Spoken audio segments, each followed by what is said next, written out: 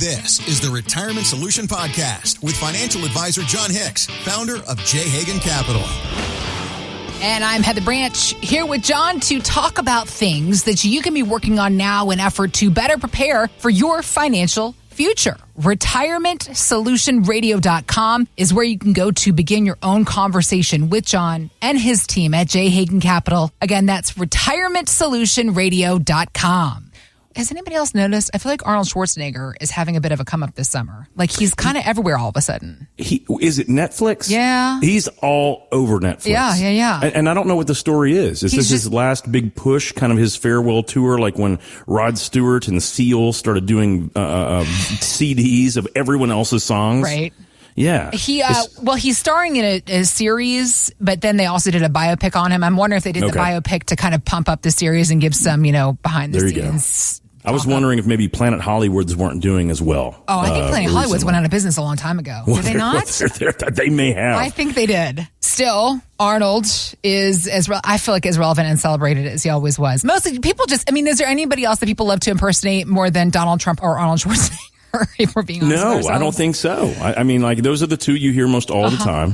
They were in all those Kia commercials forever. They would use those voices, those celebrities that had their voices. I think they were sued enough times to where they quit doing that. Really? Is that I think so. Because I was thinking the other day, I was like, man, I haven't heard one of those Kia commercials with a Schwarzenegger or a Trump thing in a long time. It used to be a Barack Obama even before that. Oh, really? Yeah. I can see why they got sued about that then. You think? Right. Yeah. Right. Okay. Well, here we have the real Arnold because he was recently on CBS Sunday Morning talking about how he continues to keep up with his childhood friends all the way back in Austria. Wow. Here is the man himself. So I bought them an iPhone so we could talk every week. Your elementary school classmates. That's right, yeah. And we have the greatest time laughing about it, talking about the good old days and what we are doing now. And the funny thing is also it's kind of like the health problems, because when you get older, you talk more about that than when you were young. And so this is the kind of stuff that we end up talking a lot of times when we talk about health issues. It's funny, when you get to be 75. 75, wow. Shoot, 43 years old. I'm talking on my friends about lower back pain. Like, what do you do to get rid of this? Yeah, we were playing old man basketball last year, and there's a couple guys, still pushing into their early to mid 50s. And I'm like, hey guys, just to be honest, do your ankles and knees bug you? Like, oh my gosh, Jon, you don't understand. There's some days I'm fearful that I'm not going to be able to get out of bed, Monday morning, after this. Cause I was like, I'm not going to lie to you. I've felt okay most of my life, but this is a little bit of a different pain. I was just curious. Things and I said, changing. It's just how it goes, man. Things are changing, and the conversations that we have as we get older, at least when it comes to our health anyway, because when it comes to our investing strategies, Jon, the conversation and the behavior turns out is not changing enough, according to the Wall Street Journal.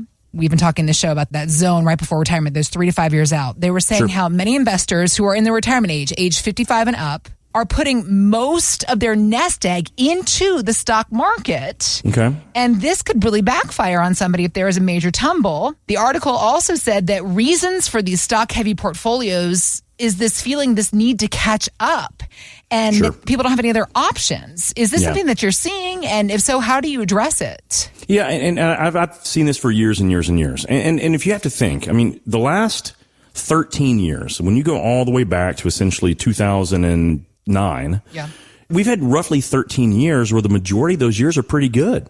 If you'd invested in stocks, when you were younger or 13 years ago, you had a relatively smooth ride. There were some years that weren't very good. And of course, last year was a little bit painful, but that was essentially one really bad year out of 13. So a lot of us, we've just kind of been tuned. It was like, okay, well, I'm just going to stay in the sucker because it'll probably come back one day. Right. Because it's been a very long time since we saw the market really correct and have a whole bunch of choppy years where it's up 10 one year, maybe down 20 the next. And the big thing that we have to understand about that is I generally feel pretty strongly that the country will do okay over the next 25, 30 years overall. Yeah. Now, having said that, the market should do okay too. But here's the big problem. When we look at how do we create an income to live in retirement, most of the time, stocks are really not an attractive answer. And the way that we learned this and the way that I have studied this when I went back to school for not just my second master's, but my third master's, one of the things that we were looking at was how can pension fund managers truly manage our money? Like, how on earth did they figure out how that they can give us a paycheck for the rest of our life? Right. Even if we're older than Betty White was. She was 137 years old. I mean, amazingly, that would put most pension fund managers down. They wouldn't be able to do it. So what they studied, and this is interesting because there's entire things you can look it up on the Google machine whenever you want, but they talked about, well, retirees are very similar to college endowments. Think about it. So every single year, if you, let's say, are the University of Louisville or University of Kentucky or Harvard or Yale, whatever it is, you have to pay, no matter how much money you bring in from all the student tuition and revenue, you still have to pay all of the teachers for that year, all of the professors, right? You have to stripe the football fields and stripe the basketball courts and all these things. It costs money no matter what the market does. So when you look at how investments have been made in endowments, they don't use very much equities at all. I say very much. They typically have between 20 and 35% of their money potentially in equities. Now, why is this? It's not because stocks don't go up. It's because it's too volatile. They can't be certain that they're going to be able to get those payments made if they have that volatility. And so this is a whole study. This is basically distribution economics. As we're making money, as we're building money, pumping all our money in these 401ks and IRAs and accounts, it's one thing to grow it. That's all we're trying to do is to grow the money. But when we need to pull money out of these accounts, all of a sudden things change tremendously. Then years like last year, where the market was down nearly 20%, if you pulled out 5% to live off of last year, you still are down 11% from where you would have been January of the year before. So if you actually had last year's market loss and you pulled up 5%, even though the market's way up this year, you're still underwater by 11%. Now, guys, that is a big deal. And so when you understand that, as we get closer to needing to touch this money, we cannot spend income from a lost asset. If we lost the money, there's nothing to produce income. So that is a very big thing I want everyone to understand. It doesn't matter if the market goes up or down. Every single study that you look at, you will find that you can pull more money, more income every single month from a portfolio that has lower volatility. Well, obviously, stocks have a lot of volatility. Right. Yesterday, I was looking at my own statement. I am still down 68% in Roku stock. Now, I think it might come back. Okay. I mean, all of my TVs have Roku on it. They really do. But I'm still down 60+%. So I can't even think about pulling an income from something like that. And there's a lot of us out there that maybe we've owned General Electric over the years. Or maybe we've owned UPS, has not had a very good year. Maybe we've had Anthem at different periods of time. All of these companies, and these are just local companies I'm talking about, doesn't mean they're good or bad. It just means that if we're looking at that portfolio, producing income is the absolute outcome we want for retirement. So I still like stocks, but there are so many strategies that we should be aware of.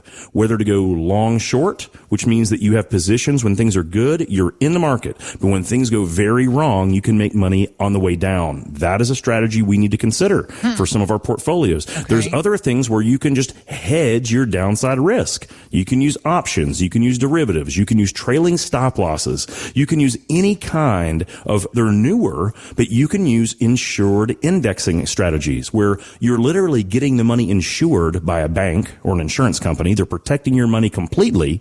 But instead of you putting your money in the S&P index, they buy the S&P 500 index for you. So what does that mean? If the market goes up, you make money on the S&P 500. But if the market goes down, you don't lose anything. So these aren't bad concepts. And again, you can do them with banks, you can do them with trust companies, and you can do them with insurance companies. And all three of those give your principal sometimes 100% protection, which is really good. Because some of these strategies now, Heather, you don't have to have your money in the market where you could potentially lose it. And you could still potentially get 10 all the way up to 18% of the upside. That is really strong. Now, these strategies have been around for a long time, but they've only recently gotten attractive because interest rates have moved up. So these caps or these amounts we can get are just higher.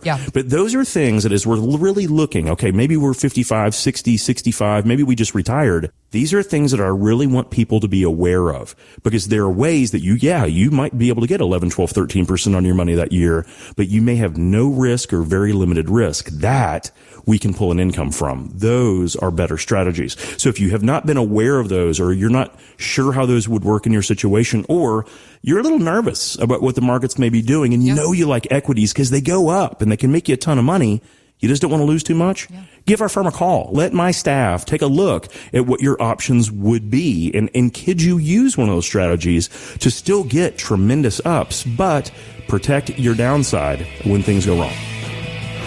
Thanks for listening to the Retirement Solution Podcast with Jon Hicks. Begin the conversation about your savings plan with Jon and the team at J. Hagan Capital by visiting retirementsolutionradio.com. Be sure to listen to Jon's radio show, The Retirement Solution, Saturdays at 8 a.m. and Sundays at 9 a.m. on News Radio 840 WHAS. J. Hagan Capital Inc. is not licensed in all 50 states. To find out if J. Hagan Capital Inc. is licensed in your state, please call 502-690-5635. J. Hagan Capital Inc. is not affiliated with nor endorsed by the Social Security Administration or any other government agency. It does not provide legal or tax advice. Annuity guarantees rely solely on the financial strength and claims paying ability of the issuing insurance company. By contacting us, you may be provided with information about insurance and annuity products offered through Jonathan Hicks, insurance license number 548962.